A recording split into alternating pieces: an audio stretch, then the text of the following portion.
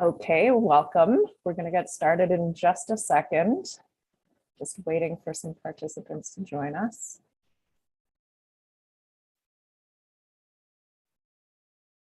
Welcome to those who are entering the Zoom room right now. Again, we'll get started in just a second.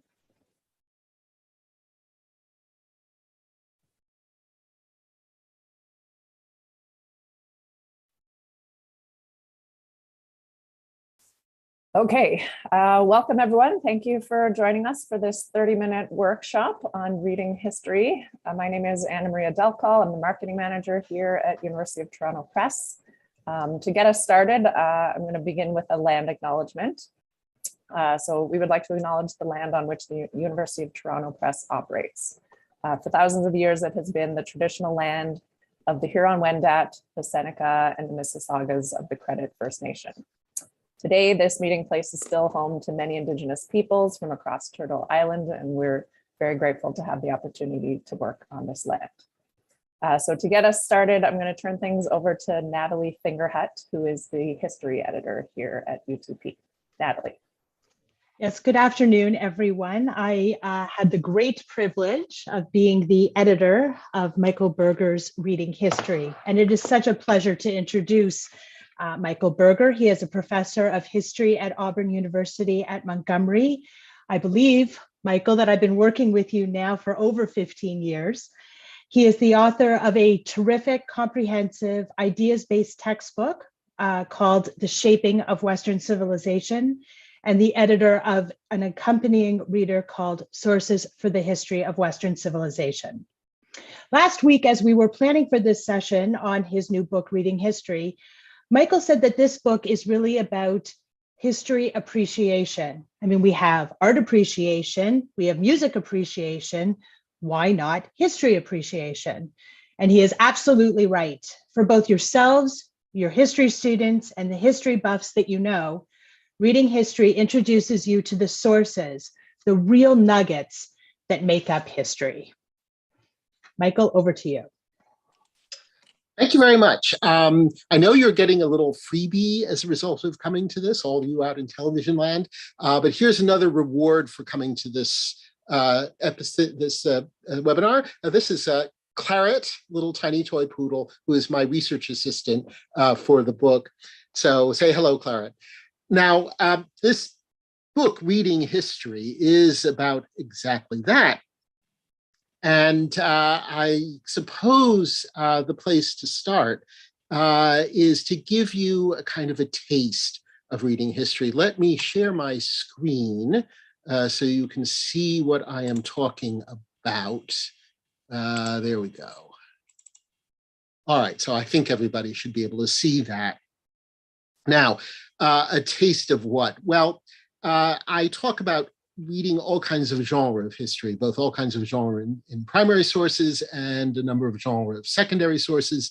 What I want to do is give you a taste of one of the chapters in particular, and this is a chapter called Primary Source Basics.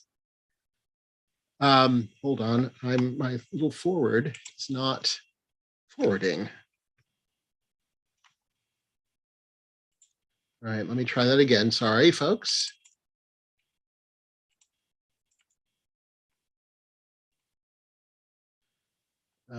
Slideshow.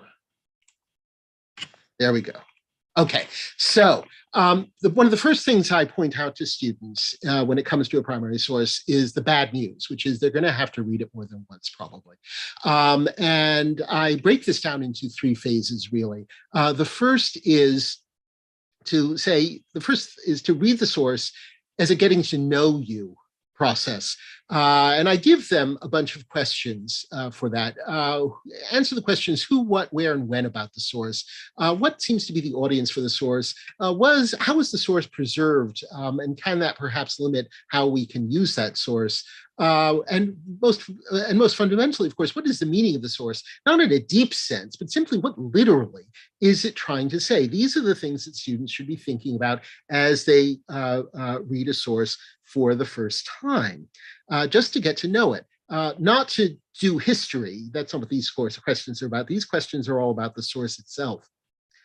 And then what the book does is walk students through that source. And so the example that we have here is a short little bill of sale of a house in Roman Egypt. And what you can see here is that on the right, there is a running commentary of the who, what, where, when, the audience, and so on, with little arrows pointing students to the bit of the passage in the source that answers those questions. So once students have been through that, then my advice to students is to read the source a second time, this time really asking historical questions.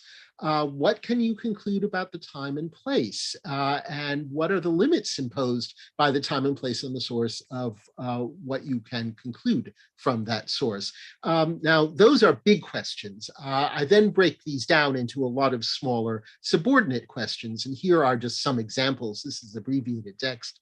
What actions can you see happening in the source? What does the source seem to assume is an authority? The Bible, for example, or something else. What kinds of social groups does the source divide people into, or at least what kinds of social groups appear in the source, and so forth. Now, I then walk students through the source again the second time, asking these kinds of questions. And here you can see again on the left, the marginal commentary that addresses those questions. And so this is how the book works, really, for all the sources that the book discusses, all the primary sources and also the various genre of secondary sources.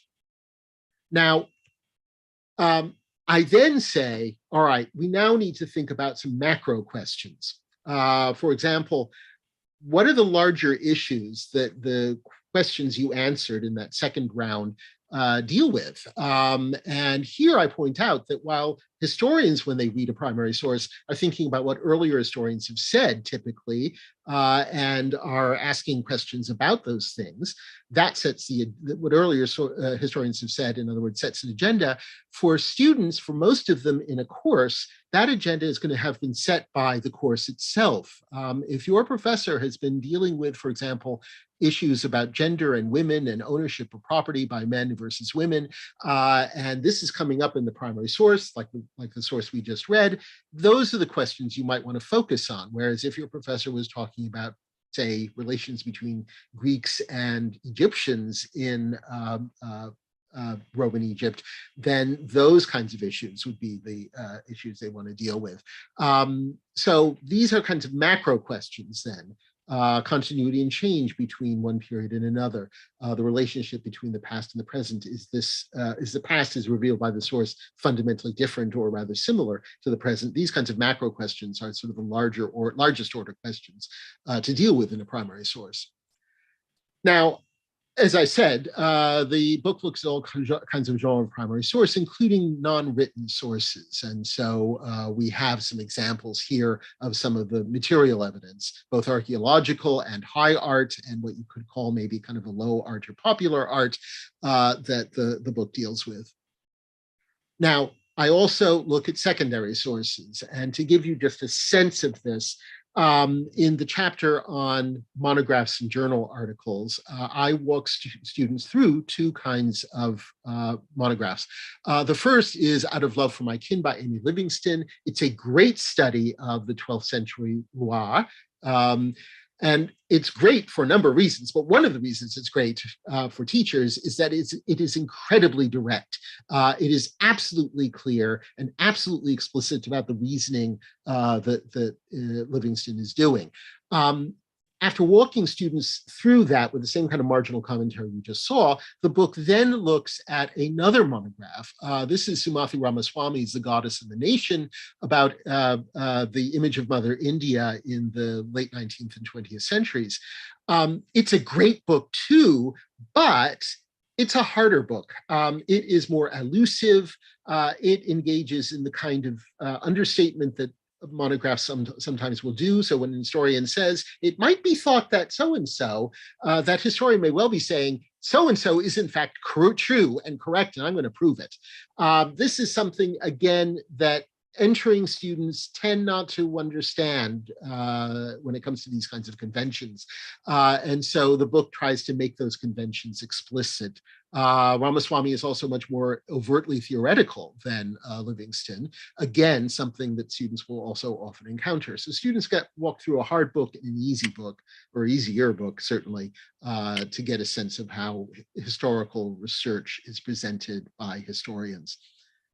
Now, I've said that the book deals with all kinds of genre of primary and secondary source. It does, not every single genre out there, but many, and you get a sense of this from the table of contents, which of course is something you can also look at simply looking at the book online, which is a collated list of questions that I've asked of various kinds of sources, primary and secondary, as well as tips for reading them. And I believe you are going to get a freebie that gives you a taste of that appendix. I think maybe the section on textbooks and how to read textbooks in history. All right. Now, Natalie said that, I said that the book is also, the book could also be classified as history appreciation. And I think that's true. The book introduces students to a whole bunch of different issues that historians deal with. There are, of course, the matter of simply reading primary and secondary sources and appreciating them, in a sense, appreciating, for example, the discussion of historiography that a secondary source might present. But there's also another sense of appreciation here. Consider, for example, the way most students, I should say, encounter primary sources for the first time. They encounter them in a nice, neat book, a nice, neat package that they can hold in their hands, where students do not realize the huge amount of work that has gone into producing that nice, neat package. They don't realize that actually that primary source they're reading started life as a manuscript. And some historian, some editor had to read it, understand it, transcribe it. That paleography presents certain difficulties and issues, that there are all kinds of choices that an editor has to make when editing a primary source that winds up in that student's hands. There's an annotation that has to be done, an introduction that has to be done, that just establishing the date of a primary source can involve an enormous amount of scholarship. And so what the book does is walk students through all of those kinds of issues, including translation.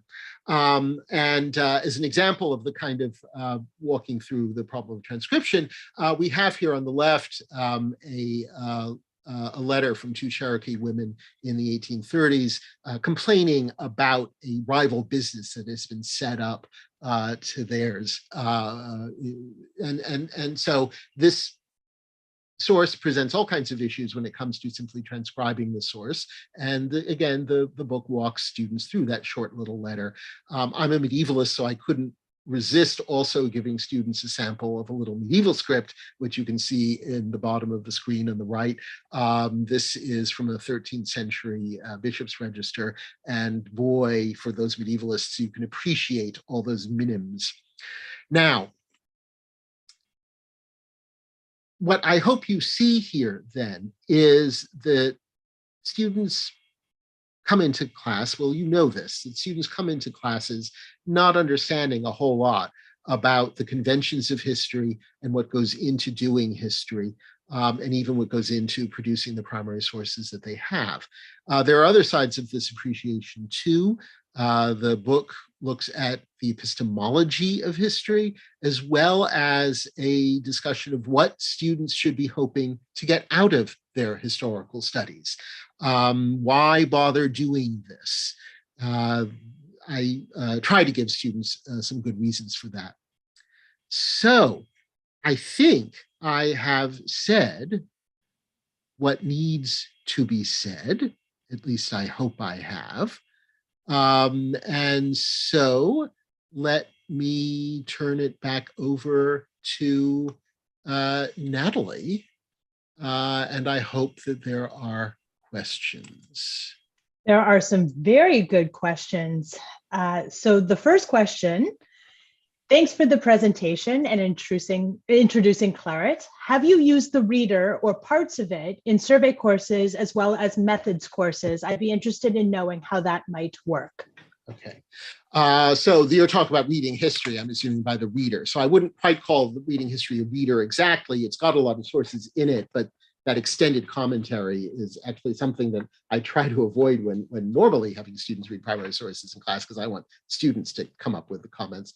But I think I see what's being asked. So reading history is brand new. So I haven't used it as a whole in a survey class. I have used a chapter in a survey class, that primary source basics chapter, which I've gave you a taste of, is something that I've used in survey classes in one version or another for a couple of years at least, as I was writing the book. In fact, the idea was to help students in those survey classes, and students have responded well to it, which is really nice. Now, some of the other chapters I have used in methods classes. We have a sophomore level methods class here at AUM called History Workshop. And I have, as I've had drafts finished of those chapters, I have assigned them in class, and those have led to some very good discussions. So I would say that parts of the book would certainly be suitable for surveys, particularly surveys where students read primary sources, I would say. And certainly the whole book, I think, works really well, would work really well for most methods classes. One thing I should also note here is the book is really short, because, you want students to spend more time reading primary and secondary sources than reading this book. So the whole book is about 120 pages. I think the primary source basics chapter, which I walked you through, is the longest chapter in the book, if I remember correctly, and I think it weighs in at 13 pages. Another good question. What are we assuming about prior knowledge? How much do students get out of document analysis without grounding in the context or prior knowledge of the subject area? All right. That's a really good question. And one thing I want to stress here is that the goal of this book, unlike, say, the source reader that I edited for the Western Civ Survey, is to introduce students to the problem of drawing conclusions from primary sources itself, and also secondary sources. And so the idea then is that, yes, context is important, but there's also simply reason and logic, and that's kind of the stress in this book. And the point is to help students understand that, yes, you are going to have a context in a history course you take that's, say, not methods. And that context is going to be basically provided by your instructor. So in this book, the sources do get some introduction, right, in terms of time and place. So they're not completely context-free. The idea instead, though, is for students to sort of be sitting next to an historian as that historian is drawing conclusions from a source, to see how that works. And then students then in their own course, where they have the context because the professor is providing it, presumably, students can then sit down and read sources and do that kind of thing. This is why I probably would not describe this book as a reader exactly.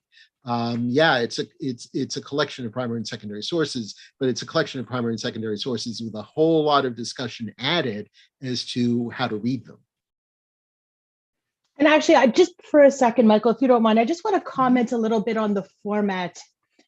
Michael showed some pictures of it. Like, Michael is actually talking through the understanding of these sources. It's very much a conversation. So Michael's right, it's not a reader, it's a conversation about the readings.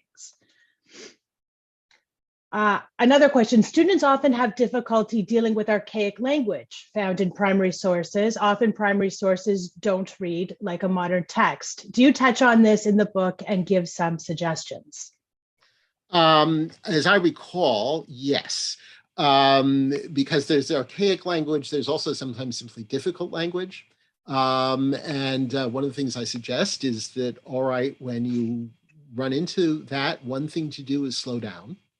Another thing to do is to pull out a dictionary, or in these days, of course, dictionaries are often used online. So, do some word searches in the dictionary to sort of, for if a word is just really you just don't know that word, or you know that word, you think you know that word, but how that source is using it is completely foreign to you.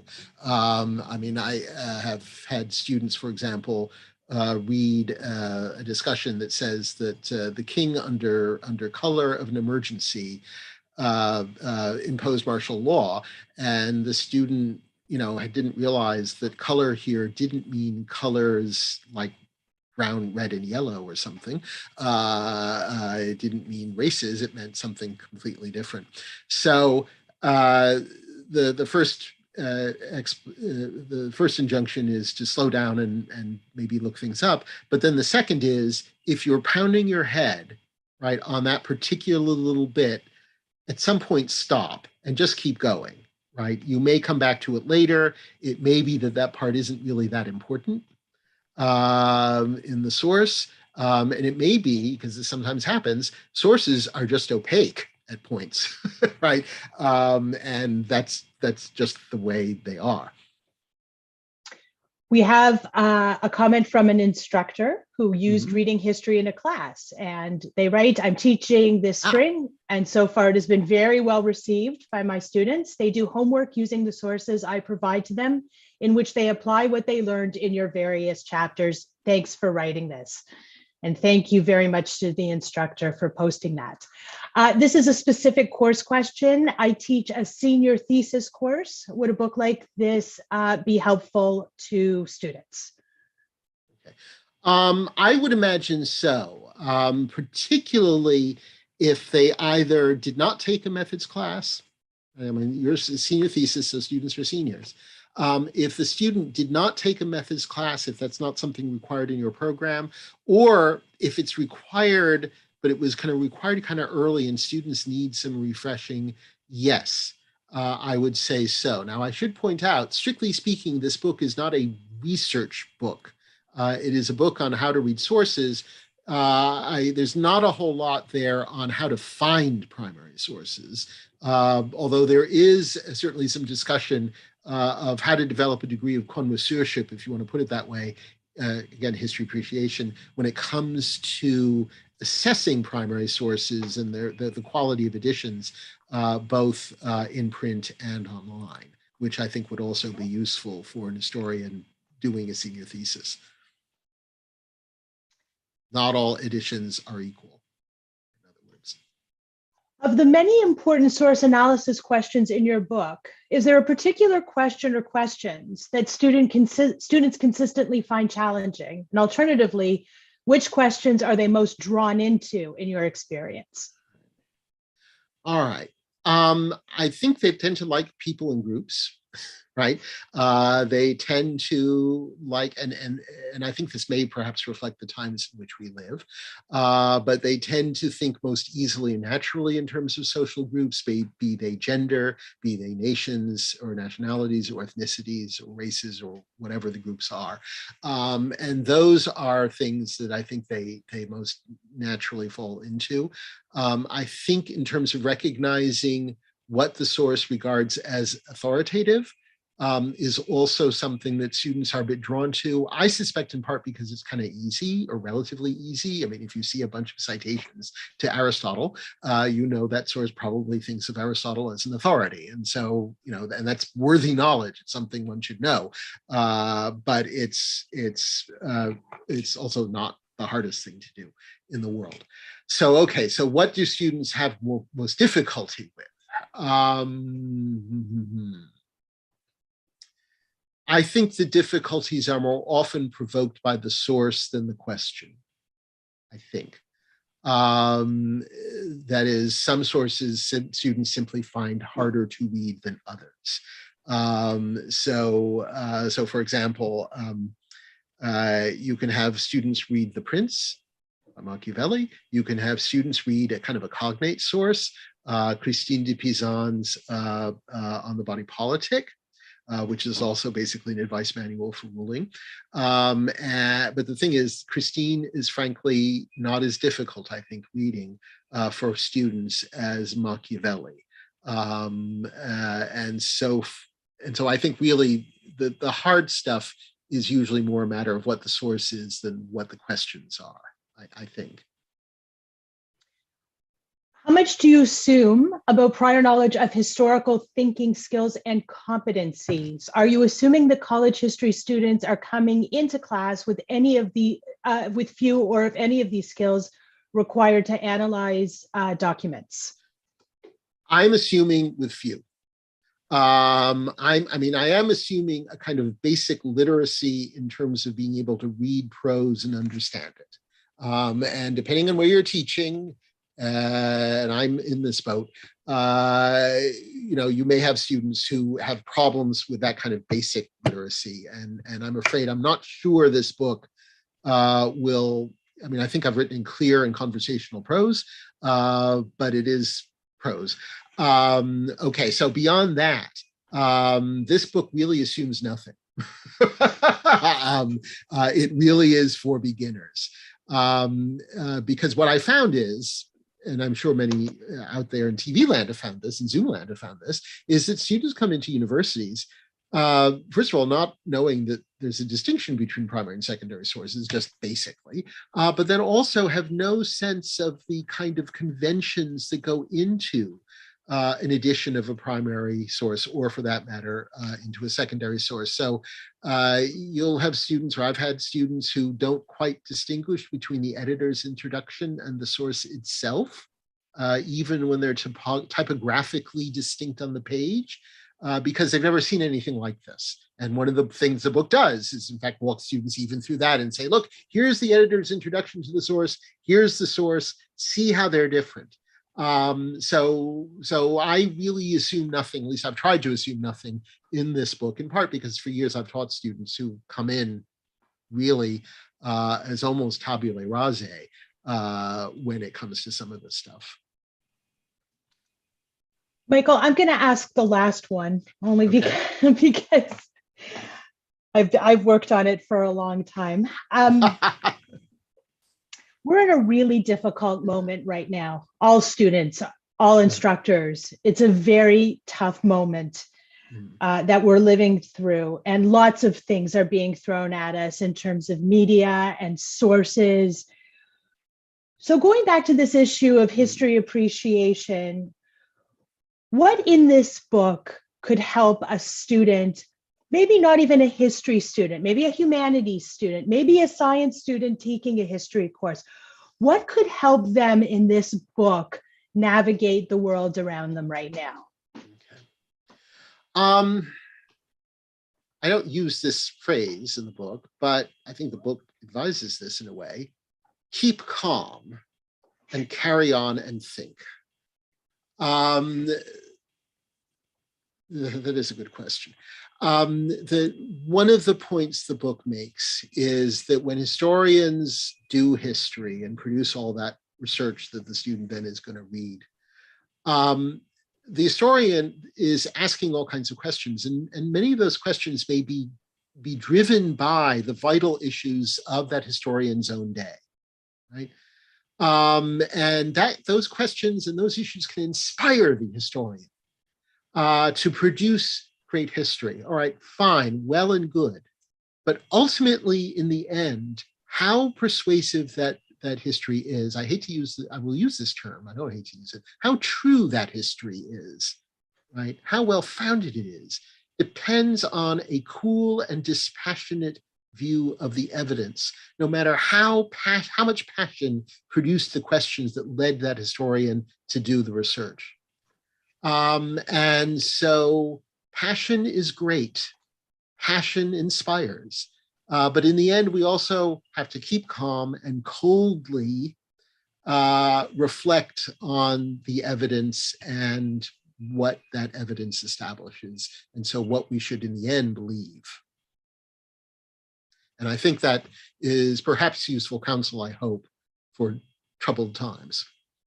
Yes, Natalie and Michael, thank you. That was an excellent question to end the 30-minute workshop. I'm sorry we're out of time now. I know there are a few questions that we haven't had a chance to get to, but Michael, you did provide your email address. We will be sending out an email after the event, again, with the free downloadable PDF on tips for reading textbooks. If people want to purchase a copy of Reading History at a 25% discount, you can use the code BURGER25 on our website. And again, this was being recorded for YouTube, so we will also be sending out the link to the recording if anyone wants that. But again, thank you, Michael, for your time. And thank you for writing this book.